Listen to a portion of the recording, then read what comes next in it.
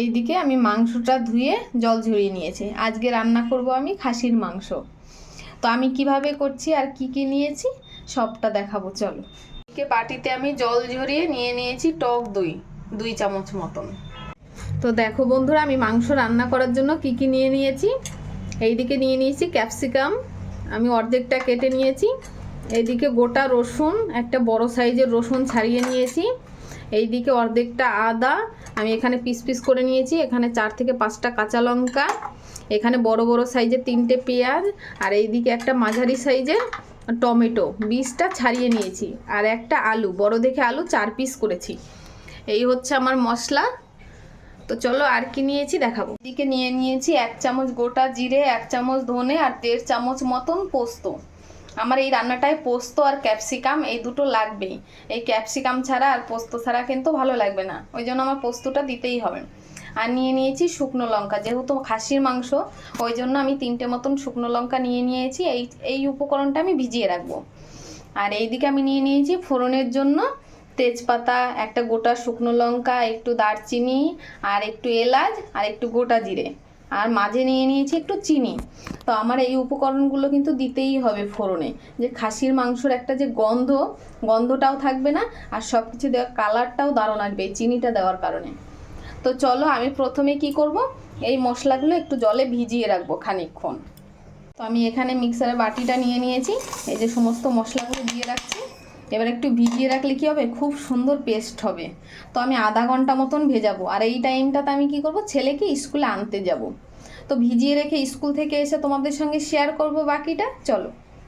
এইদিকে আমি জিরে, ধনে, শুকনো লঙ্কা, পোস্ত একটু পেস্ট করে নিয়েছি হালকা করে, এখনো ভালো হয়নি। এবার দিয়ে বাকি উপকরণগুলো দিয়ে দেবো। এর মধ্যে আমি রসুন,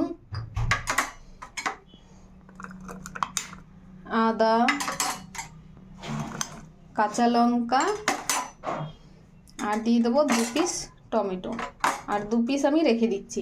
এবার দিয়ে এগুলো খুব সুন্দর করে আমি পেস্ট করে নিয়ে আসছি। চলো, মশলা পেস্ট করে নিয়ে আমি চলে এসেছি। এবার দিয়ে আমি বাকি রান্নাটা শুরু করব। আমি এখানে একটা গামলা নিয়ে নিয়েছি।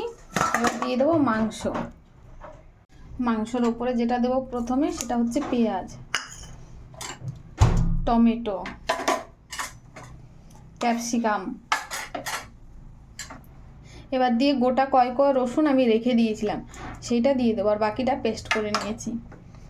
এবার দিয়ে দেবো টক দই। এবার দিয়ে দেবো পরিমাণ মতন হলুদ। এবার দিয়ে দেবো লবণ। এবার দিয়ে দেবো পেস্ট করে রাখা বাকি মশলাটা।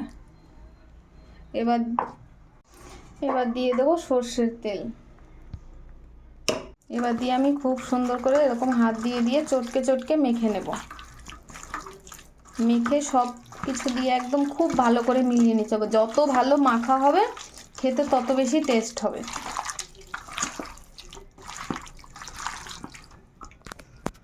এবার দিয়ে বাকি মাখাটা মেখে আমি দেখো, শুধু কালারটা একবার দেখো, মনে হচ্ছে না রান্না হয়ে গেছে। একদম প্রায় 10 মিনিট মতন মেখেছি আমি হাত দিয়ে, কচলে মেখে এবার দিয়ে রেখে দিয়েছিলাম ঢাকা দিয়ে 5 মিনিট মতন। হাতে যেহেতু টাইম খুব শর্ট, এটা যদি 1 ঘন্টা রাখা যায় তাহলে আরও বেশি ভালো হয়। 2 ঘন্টা রাখলে তো আরও ভালো হবে, কোনো কথাই নেই। আমার খুব তাড়াহুড়ো আছে। তো চলো বাকি রান্নাটা শুরু করছি। আমার এদিকে কড়াই গরম হয়ে গেছে।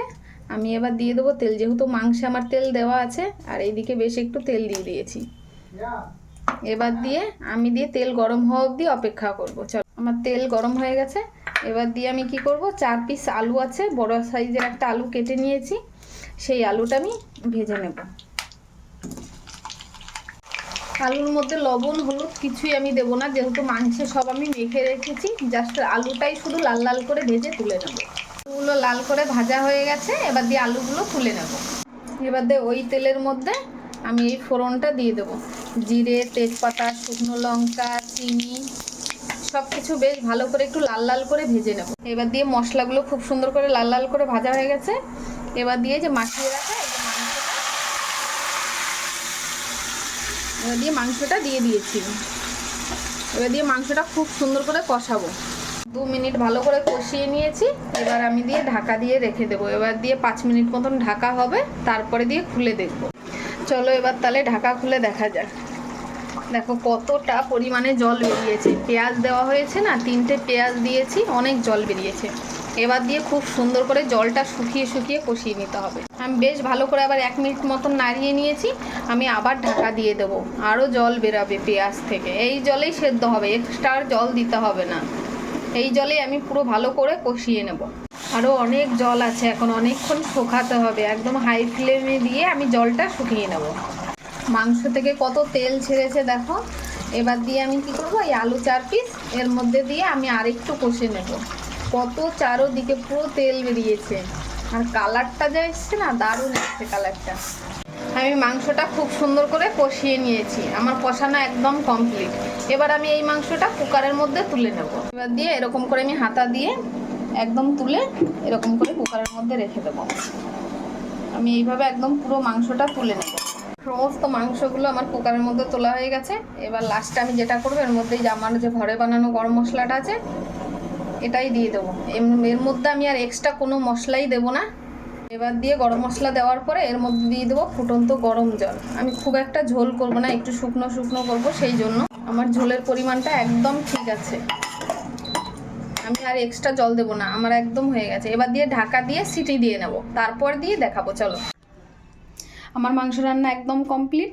তো বন্ধুরা, তোমরা একবার হলেও এরকমভাবে চেষ্টা করবে, দেখবে খুব ভালো লাগে।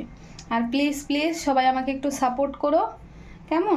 তো আজকের মতন এই পর্যন্তই, চলো টাটা।